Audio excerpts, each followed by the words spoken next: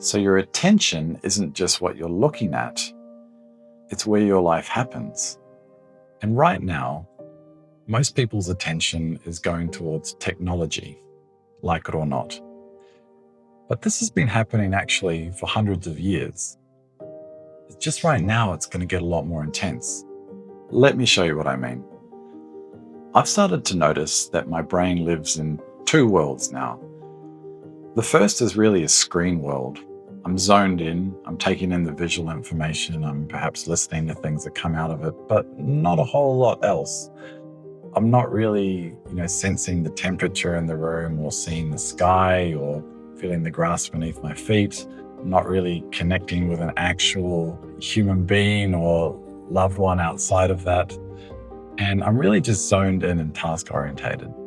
Now, that's there for a reason. I run my business online, and a lot of the world is now dominated by using our phone or technology in some way. The other world is really a more peaceful world outside of that, where I'm doing the things that I know that I want to be doing.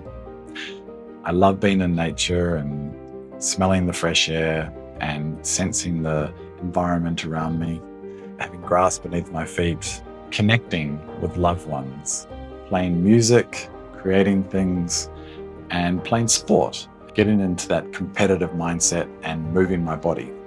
And here's what I feel uncomfortable to admit. I moved to Bali to have a more connected, present life, yet somehow my screen time has gone up. A few years ago, my screen time was only a few hours a day. I barely used social media, yet to be honest, I find myself staring at screens more than ever. There is social media that is there to potentially connect with more people than ever, yet I feel connected less. And then I have remote work that lets me live overseas, but I'm staring at a screen more than I was before. And I think a lot of people are doing the same without realizing it. Every major technology shift in the last 100 years has really been an attention shift.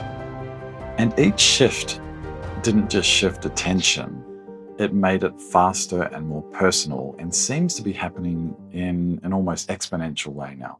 Newspapers were daily, radios were hourly, TVs were constant, and phones are literally on your body. And of course, with social media, we can be connected to anyone, anytime, and watch all of their lives updated in real time if we need.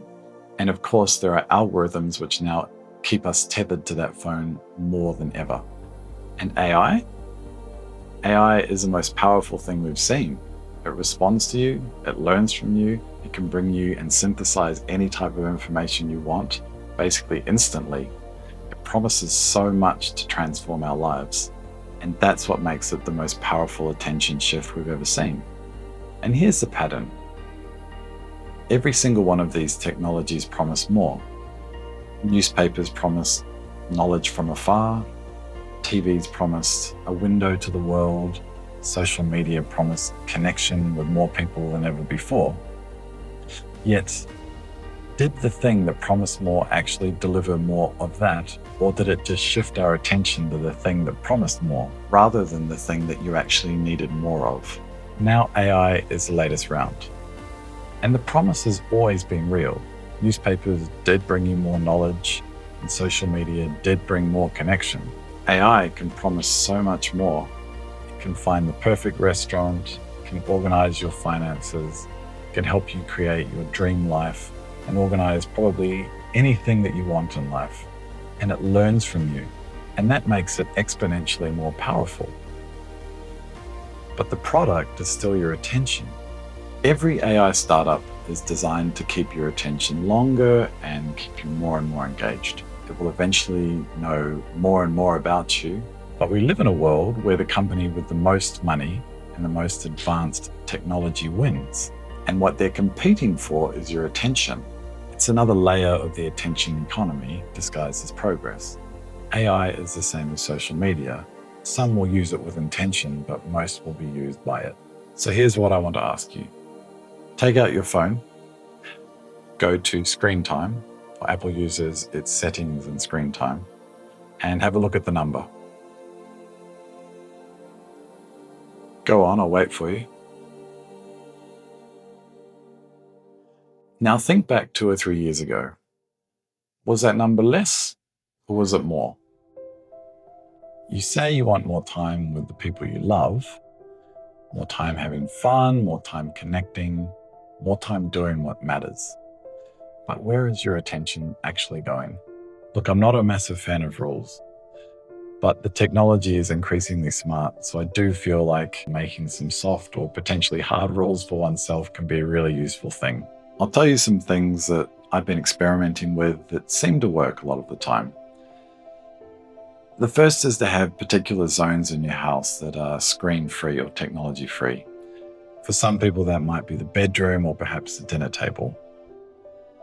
Another thing that works is having specific times where you're not allowed to use a phone or a device. It might be a certain time before bedtime that's particularly good for sleep, and it might be also an hour or two after wake, so it's not an early reinforcer of the addiction dopamine cycle that we have with these devices.